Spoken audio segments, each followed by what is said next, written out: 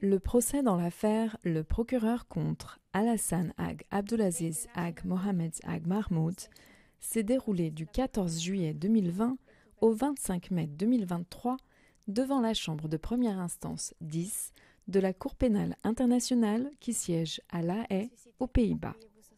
La Chambre de première instance 10, composée du juge-président Antoine Kessia Mbemidua, de la juge Tomoko Akane et de la juge Kimberly Prost, ont entendu en un peu moins de 3 ans 76 personnes appelées à témoigner, d'abord par l'accusation, ensuite par les représentants légaux des victimes, puis par l'équipe de la défense de M. Alassane.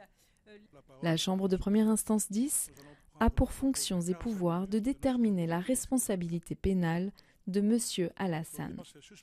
M. Alassane est accusé d'avoir participé à la commission de crimes de guerre et de crimes contre l'humanité impliquant, entre autres choses, le viol, le mariage forcé, la torture à l'encontre de la population civile de la ville de Tombouctou au Mali. D'après le bureau du procureur, M. Alassane a, en tant que commissaire présumé de la police islamique, participé à la perpétration de ces crimes au cours de l'année 2012 dans le cadre d'une attaque lancée par Al-Qaïda au Maghreb islamique, dit AQMI, et par un mouvement touareg affilié appelé Ansar-Dine. L'affaire Le procureur contre M. Alassane est la deuxième affaire concernant la situation du Mali. En juillet 2012, le gouvernement malien avait demandé à la CPI d'enquêter sur son territoire. C'est en mars 2018 qu'un mandat d'arrêt a été délivré par la CPI et que M. Alassane a été remis et transféré au centre de détention de La Haye en vue de participer à son procès. Au premier jour de l'ouverture du procès, les détails des charges portées à 13 à l'encontre de M. Alassane lui ont été lus par le juge-président Mindoua. Pour chaque charge, il a été chaque fois demandé à l'accusé s'il la comprenait et s'il souhaitait plaider coupable ou non. L'accusé a répondu à chaque fois de la même façon. Monsieur Alassane, pouvez-vous confirmer à la Chambre que vous avez compris la nature de cette charge? Oui, je l'ai comprise. Merci beaucoup. Monsieur Alassane, entendez-vous plaider coupable ou non coupable sur cette charge ou souhaitez-vous rester silencieux? Je ne peux pas répondre à cette question. Merci beaucoup. Vous voulez donc rester silencieux. La Chambre prend acte qu'à ce stade de la procédure, l'accusé a choisi de ne pas enregistrer des plaidoyers de culpabilité ou de non-culpabilité sur cette charge. Vous pouvez vous asseoir. Au procès, le bureau du procureur a la charge de démontrer que l'accusé est coupable au-delà de tout doute raisonnable. L'accusation est alors la première à prendre la parole. À la date du 14 juillet 2020, le bureau a été représenté par Madame le procureur Fatou Bensouda. Elle a parlé d'un accusé qui aurait eu un rôle incontournable, a-t-elle dit, dans la commission de crimes perpétrés à Tombouctou au Mali au moment des charges. Tombouctou, la perle du désert, où la population vivait en paix depuis des années, a été soumise à leur dictat. Tombouctou a subi leur tyrannie. Dès qu'ils ont pris la ville, les membres d'Ansar-Dine et d'AQMI ont créé des organes de contrôle et de répression.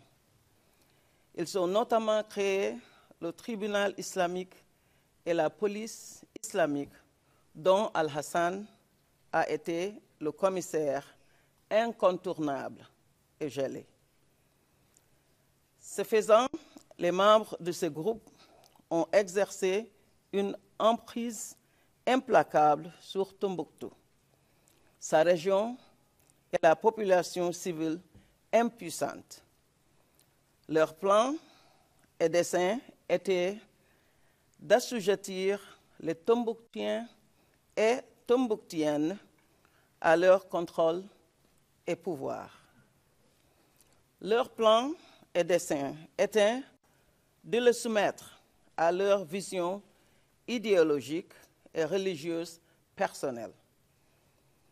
Et c'est au forceps à grand renfort de brutalité et d'exaction constitutive de crimes contre l'humanité et de crimes de guerre au regard du statut de Rome. Pendant plus d'un an et demi, l'accusation a présenté plusieurs éléments de preuve. Elle a présenté des documents, des photos ou encore des vidéos. Elle a également appelé des témoins à comparaître devant la Chambre. Pour le bureau du procureur, pas moins de 52 personnes ont témoigné. Présents en salle d'audience ou par liaison vidéo, chacun a pu parler dans la langue avec laquelle il se sentait à l'aise et a été interprété en anglais, en français et en arabe pour que tout le monde, y compris l'accusé, puisse les comprendre. Chaque témoin a pu bénéficier de mesures de protection impliquant le floutage de l'image, la distorsion de la voix ou encore le recours à des huis clos partiels. Ces mesures de protection sont prises au cas par cas afin d'assurer la sécurité des témoins, leur bien-être physique et psychologique, conformément au texte du statut de Rome. De la même façon, les représentants légaux des victimes ont pu appeler des personnes à témoigner devant la Chambre. Les représentants légaux des victimes sont présents dans la salle d'audience et portent la voix des victimes au cœur du procès pour faire entendre leurs vues et préoccupations. Dans cette affaire, 2196 victimes participent à la procédure. Elles sont représentées par Maître Sédou Doumbia, Maître Mayo Bokasongo et Maître Fidel Nsita. Au cours de la présentation des moyens de preuve des représentants légaux des victimes qui se sont déroulés du 8 au 10 février 2022, 2 victimes ont témoigné directement devant la Chambre. Le représentant légal Maître Sédou Doumbia s'est chargé de toutes les présenter. Monsieur le Président, honorables Mesdames les juges, qui sont donc ces victimes au nom desquelles nous prenons la parole devant vous ce matin?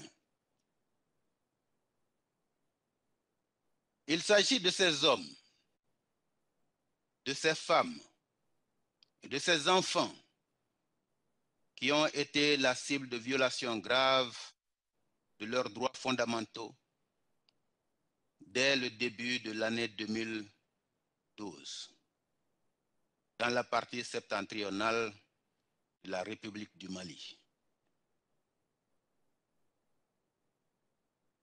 En effet, dès le mois de janvier 2012, le Mali a été la proie d'une crise profonde au nom de la charia.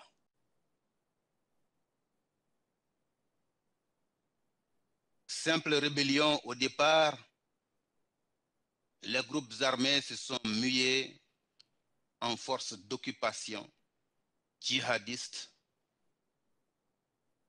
foulant aux pieds les valeurs socio-culturelles et religieuses d'une civilisation plusieurs fois centenaire, celle de Tombouctou, la ville des 333 saints.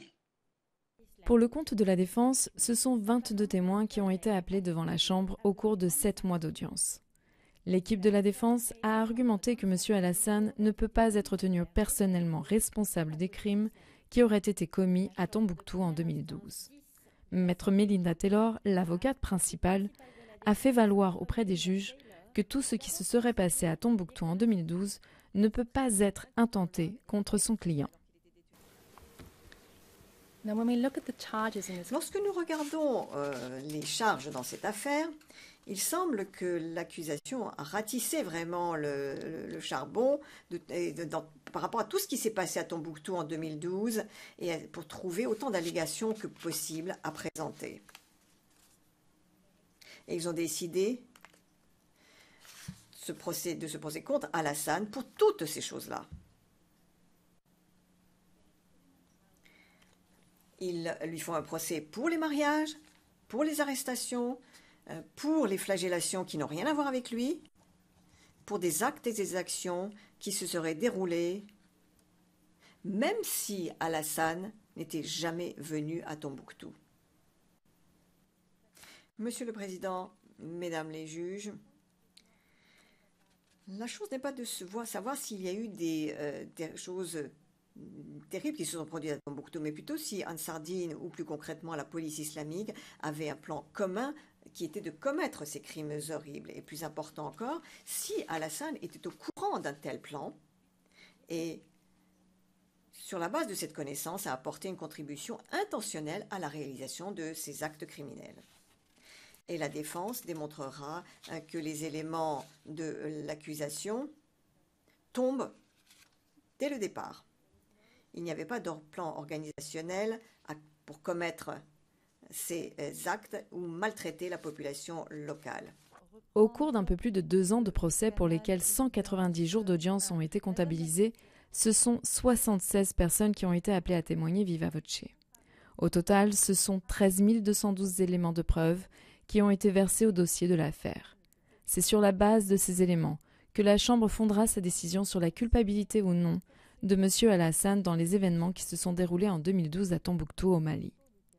Au 23 jusqu'au 25 mai 2023, la Chambre de première instance a souhaité entendre des conclusions orales s'ajoutant aux conclusions finales déjà soumises par écrit de chaque partie participante à l'affaire.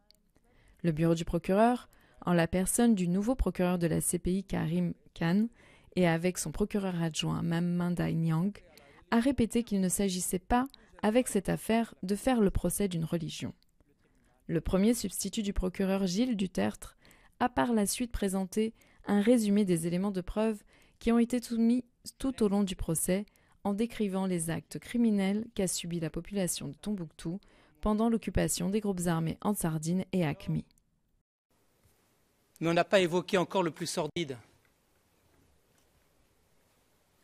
Placées sous le joug des hommes armés, certaines femmes et jeunes filles, même à 13 ans, ont été victimes de viols pendant leur détention. Je prends un exemple parmi d'autres. Une victime a raconté avoir été arrêtée. Quelle était sa faute ? Son voile était tout simplement tombé. Elle a été emmenée à la BMS. Elle y a été violée par 3 hommes à tour de rôle. Elle n'avait que 13 ou 14 ans. Elle a témoigné, je cite, « Il faut s'imaginer une jeune fille de 13 ou 14 ans à la BMS sous le joug de membres d'Ansardine et d'AQMI. » Elle indique, je cite, ouvrez les guillemets, « Je ne pouvais pas me défendre. Je n'avais pas d'armes et je n'avais personne pour me protéger. Ils m'ont tous violée, mais je n'avais aucun pouvoir en ce moment. » Fin de citation. Ces incidents de viol en détention pendant l'occupation d'Ansardine et d'AQMI, Monsieur le Président, Mesdames les juges, ne sont pas des actes isolés ou individuels, comme on a pu l'entendre du côté de la défense. Quant aux représentants légaux des victimes dans cette affaire, s'ils ont tenu à partager l'opinion de l'accusation sur ce qui s'était passé en 2012 à Tombouctou et sur la responsabilité d'Alassane, ils ont également tenu à partager que ce qui les concernait était le droit des victimes à établir la vérité et leurs vues et préoccupations. À partir de leurs entretiens avec les 2196 victimes participantes à l'affaire, les représentants ont parlé d'un préjudice additionnel en conséquence des actes subis, le préjudice d'éloignement. Monsieur le Président, le préjudice d'éloignement concerne une partie importante des victimes participantes et qui vise, on va le dire, des membres de la population de Tombouctou qui ont quitté la région sans aucune possibilité de retour. Ce préjudice comporte également une composante fortement psychologique spécifique dont les effets sont destinés à durer longtemps lorsque la victime ne parvient pas à s'intégrer dans son nouvel environnement et ne dispose pas de moyen de retourner sur le lieu de vie originel. Tel est le cas de l'immense majorité des victimes que nous avons rencontrées.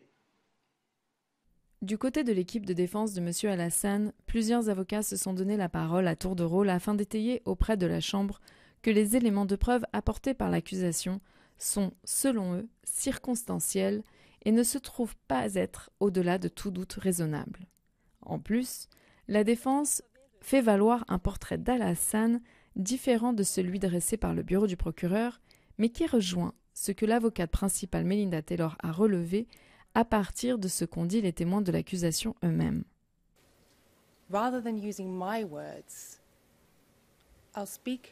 Je vais en fait parler avec les voix des témoins à charge pour vous montrer et démontrer pourquoi la personne qui se trouve derrière moi, M. Alassane Abdelaziz, ne devrait pas être dans ce prétoire.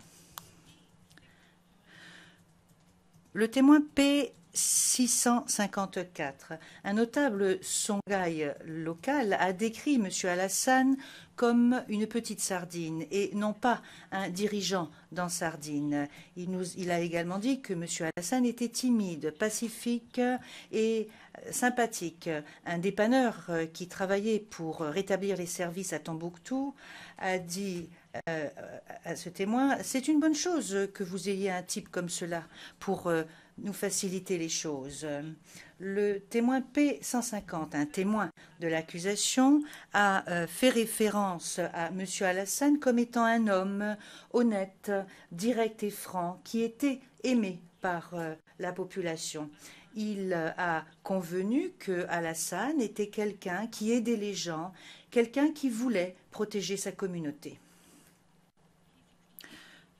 Le témoin P65, un autre témoin de l'accusation, a décrit M. Alassane comme quelqu'un de non extrémiste, quelqu'un qui avait été incité par sa tribu à rejoindre en Sardine pour protéger la communauté locale. À l'issue de ces audiences, et conformément à la règle 142 du règlement de procédure et des preuves, la Chambre de première instance 10 s'est retirée pour délibérer désormais à huis clos sur la culpabilité ou non de M. Alassane au sujet des faits qui lui sont reprochés.